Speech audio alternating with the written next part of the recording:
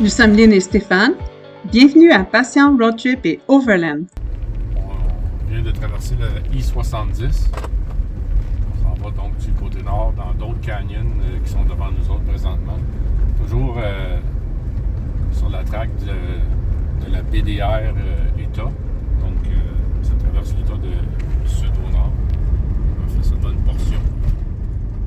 Mais ça a donné, c'est souvent des chemins faciles comme ça. Ici, dans les plaines, il y a beaucoup de lavettes. On va monter dans les canyons en avant, il devrait avoir un petit peu plus. Ça va être plus rocheux. Plus d'activité, disons, plus de vue que sur le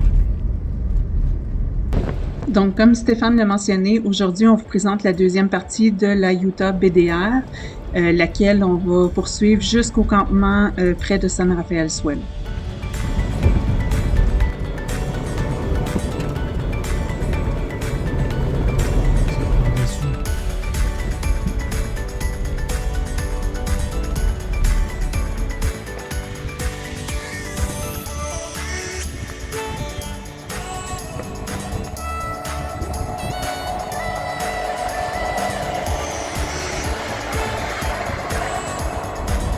Nous, quand on voyage, on se catégorise plutôt comme des voyageurs nomades. On se balade tout au long de la journée sur les routes de l'arrière-pays ou dans des trails, d'un BLM ou d'un dispersed campsite à l'autre. En fait, ce qu'on aime, nous, c'est de se retrouver dans la nature la plus pure possible. Et on retrouve justement ça dans les backcountry roads. Parfois, on va se retrouver dans des endroits un peu plus touristiques et ça, on n'a comme pas le choix si on veut visiter les choses à voir, mais on évite le plus possible. On est pas mal toujours tout seul dans les trails qu'on fréquente et c'est probablement dû au temps de l'année où on y va, mais disons qu'on n'aime pas ça. Donc, être loin de la masse touristique et pouvoir profiter du calme, des décors qui nous en mettent plein la vue, c'est vraiment ce qu'on aime le plus faire. En Utah, même au fond d'un canyon, on est déjà à 6000 pieds d'altitude et les sacs de chips nous le prouvent vraiment. En tout cas, le slogan de Utah, « Life Elevated », est bien vrai. Celui-ci, là, il fait allusion à la beauté naturelle des lieux avec la géographie et les parcs nationaux exceptionnels où l'harmonie des contrastes, la nature sauvage, le calme du désert sont d'un tout autre niveau. On vous dit vraiment souvent, ici, tout nous émerveille.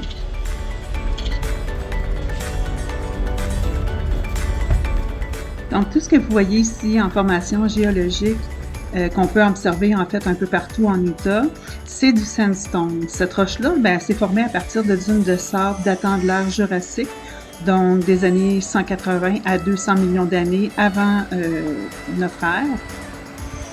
Le sandstone, en fait, c'est différentes couches de sable fossilisé qui est mélangé avec de la cendre volcanique et ça passe du beige blanc au grisâtre, au rouge orangé selon les endroits.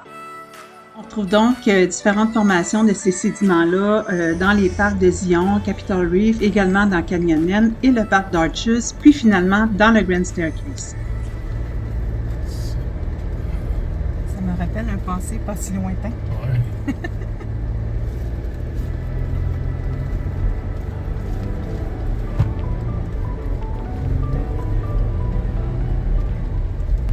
Il est 13h08 puis il fait 33. Il fait chaud, l'air climatisé ne fournit pas. Autre chose que vous devez savoir si vous planifiez venir camper ici en Utah, le sol est très très compact, comme de la roche, donc c'est impossible de planter soit un piquet de tente ou des piquets de vent ou des piquets tout courts là, dans le sol ou faire des trous, c'est impossible.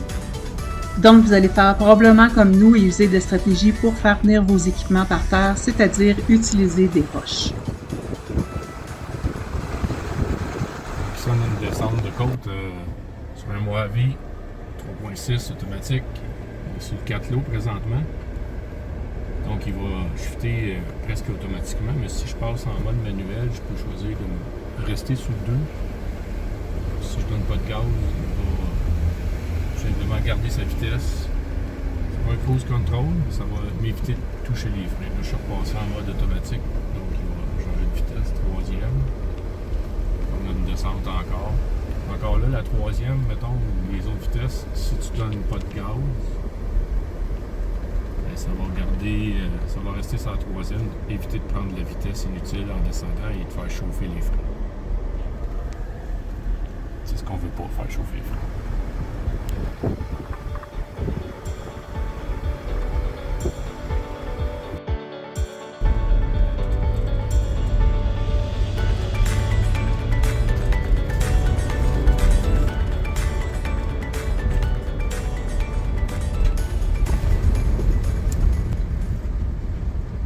Voyez-vous la roche là?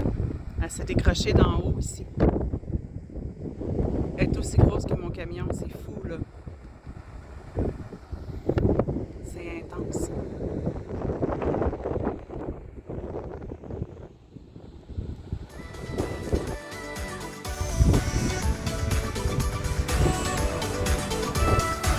C'est tellement particulier quand on se promène ici dans les backcountry roads. À un moment donné, tu te retrouves dans un paysage qu'on dirait que tu es sur la Lune. Et l'instant suivant, c'est comme tu te retrouves où il y a plein de roches, des gros monticules rocheux. C'est hallucinant.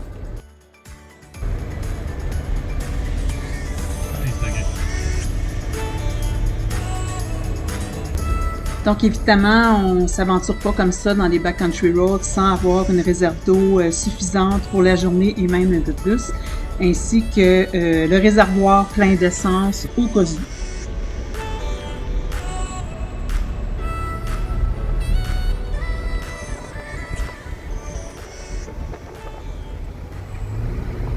Donc, présentement, on utilise l'application Onyx pour suivre le trajet qu'on avait préalablement fait, qui suit la BDR.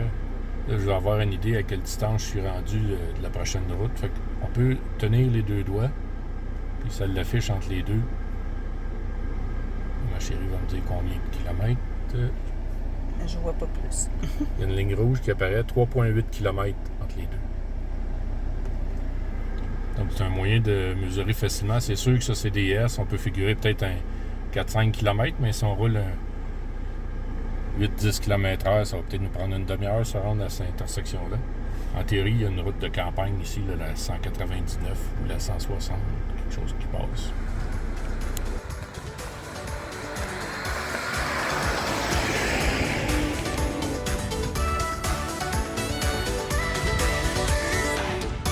Généralement, dans ce coin-ci de l'Utah, c'est très sec.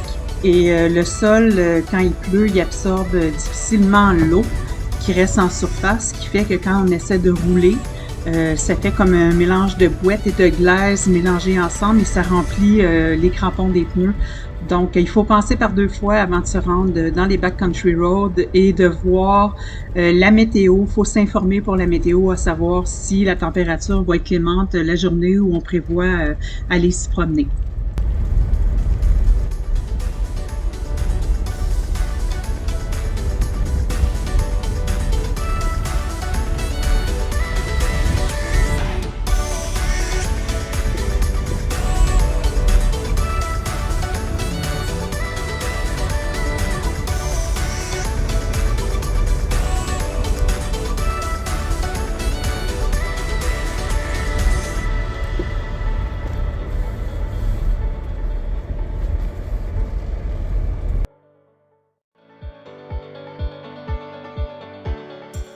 Mise à jour sur les Sway Bar Disconnect qu'on a acheté là, de la compagnie Apex Design, fabriqué en Chine mais assemblé aux États-Unis.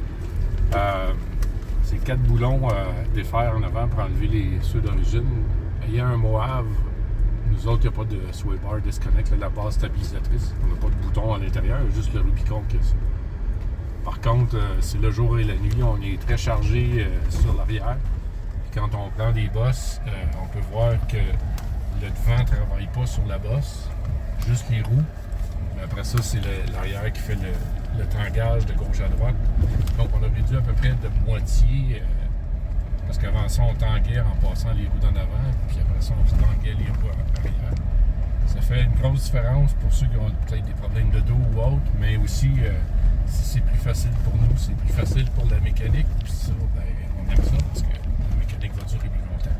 Ça tord moins, mettons. Ouais.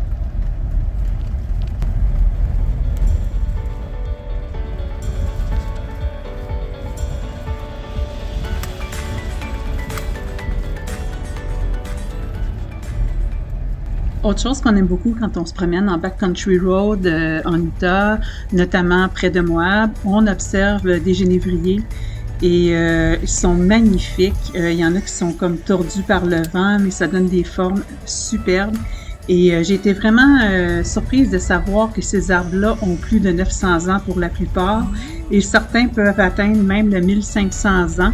Donc, c'est assez spectaculaire et on voit cet arbre-là d'un autre œil, mettons.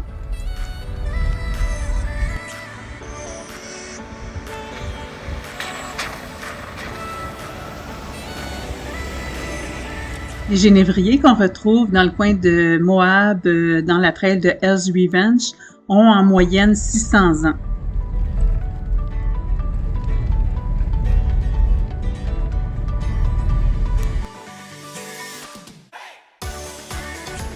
Moi qui adore littéralement tous les animaux, j'ai la chance de, quand on vient en Utah, de pouvoir les observer dans les environnements. Donc ici, on voit des mule deer, on voit des burros qui sont des ânes et on voit également des pronghorn qui sont des antilopes d'Amérique.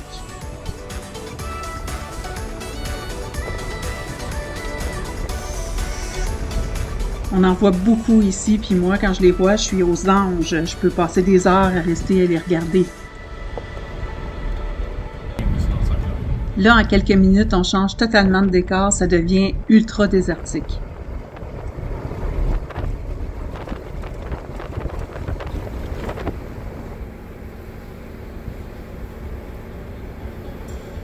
Autre chose qu'on aperçoit fréquemment dans l'Ouest américain, c'est du metal heart.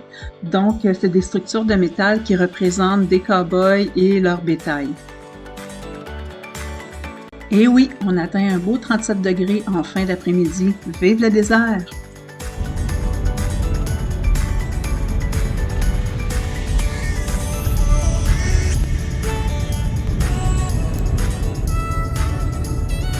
Alors ici, on est sur la 70 en direction de la San Rafael Swell.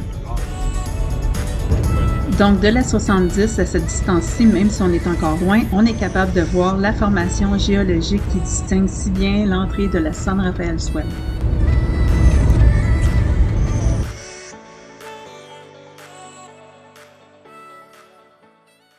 On vient de sortir de la 70, près de Green River, environ une demi-heure de Green River, en Utah. On a pris la 24 direction Hanksville.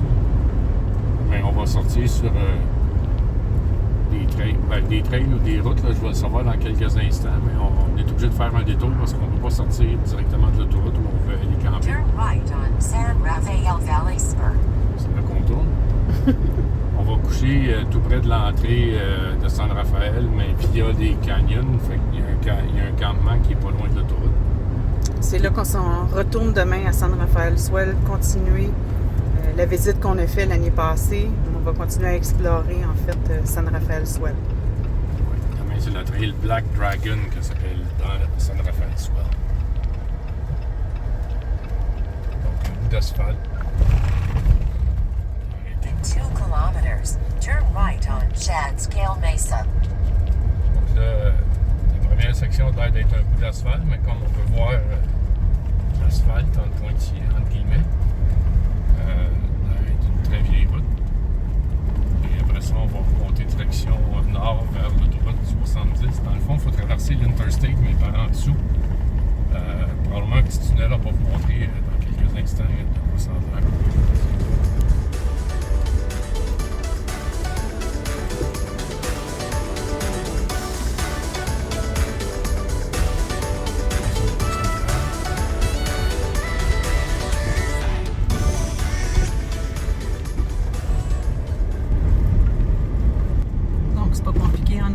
Où il y a des arbres, il y a de l'eau.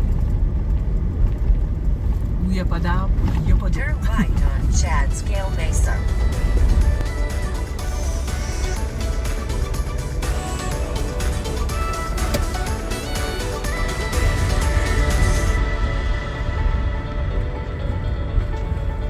C'est un petit peu rough le chemin ici.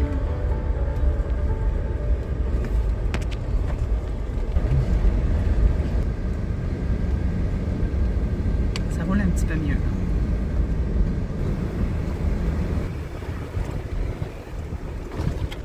faut aller enlever la clôture pour rentrer dans le BLM.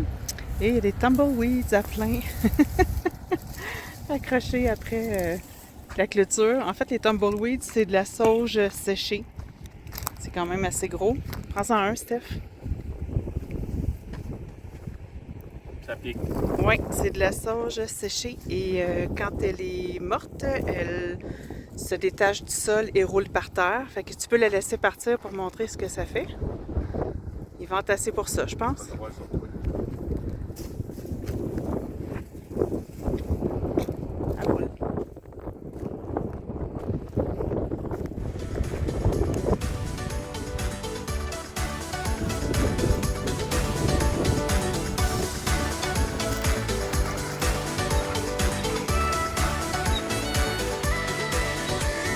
On voit après la clôture, c'est ça tout le long, des tumbleweeds qui se sont pris après la clôture. Il y en a un qui part au vent.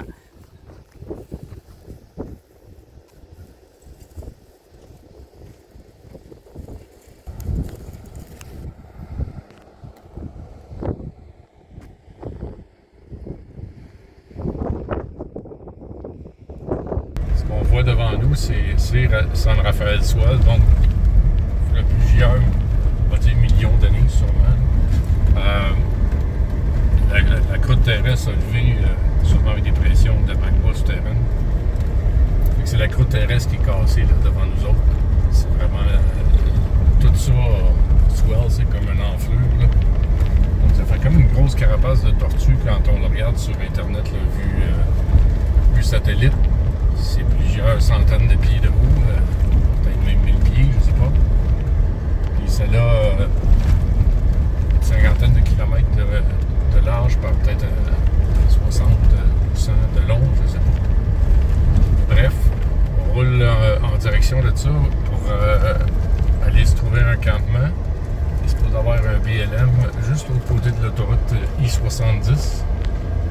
Si on courant dans quelques minutes, on devrait pouvoir passer sous l'autoroute. Là, présentement, on fait un gros détour qu'on sait qu'il passe en théorie. Parce que peut-être de façon plus efficace de se rendre. C'est ce que j'avais disponible sur mes cartes. Ça brasse. On vient de changer de texture de terrain assez intense. Beaucoup plus de sable.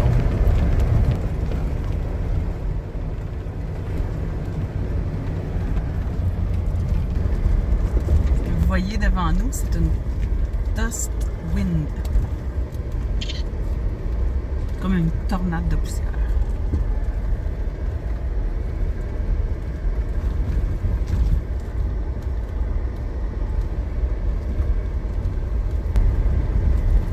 Ces tornades-là sont formées à cause de l'air chaud et des vents.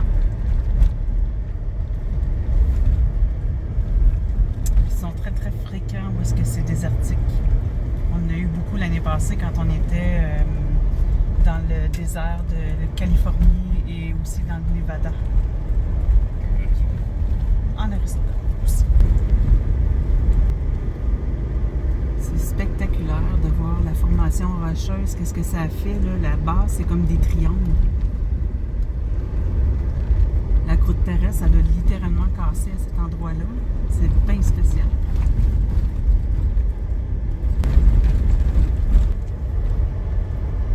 Il y a plusieurs millions d'années, l'Utah, en fait, c'était un lit marin qu'on pourrait dire, hein, chérie?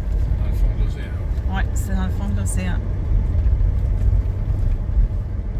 Puis avec les glaces qui se sont résorbées, bien, ça a donné ce qu'on voit aujourd'hui. C'est magnifique. On peut voir par terre qu'il y a eu probablement un wash, un flash flood il n'y a pas très très longtemps. Ils ont passé la gratte pour enlever un peu les débris, mais bon, ça roule difficilement un peu.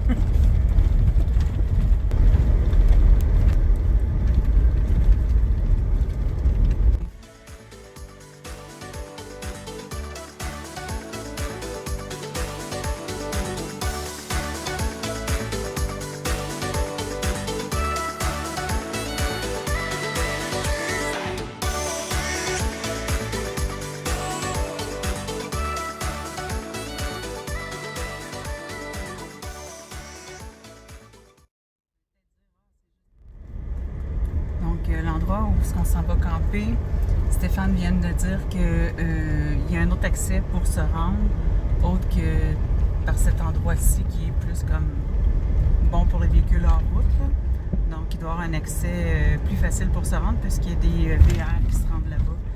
Donc, il n'y a pas juste les véhicules en route qui peuvent y aller. C'est accessible pour tout le monde.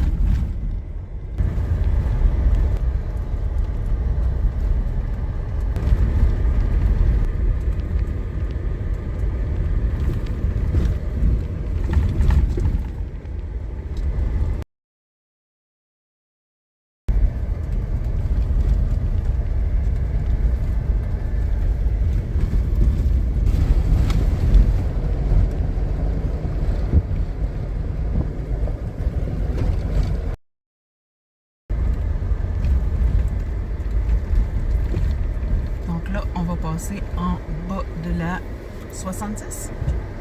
C'est-tu la 70? Oui, c'est l'Interstate 70. On va passer en dessous pour accéder au BLM.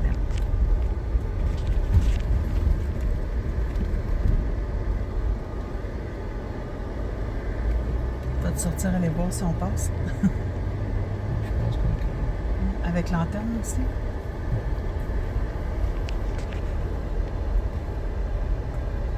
In 400 meters, arrive at ONX Utah East Black Dragon. C'est spécial.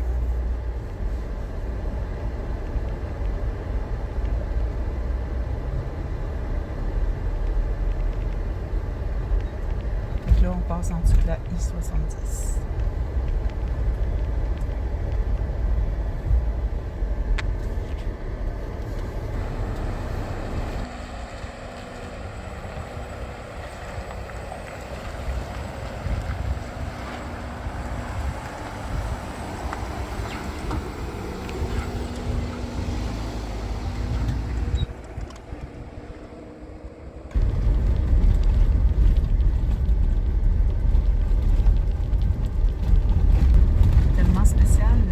C'est comme si on était sur une autre planète, littéralement. Enfin, on arrive à notre campement et ce soir, c'est au pied du dénivelé de la San Rafael Swell qu'on va dormir.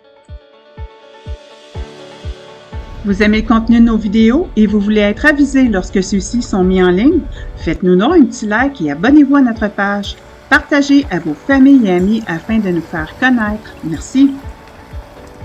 Rejoignez-nous dans notre prochaine vidéo où nous ferons la visite de la Black Dragon Canyon Trail.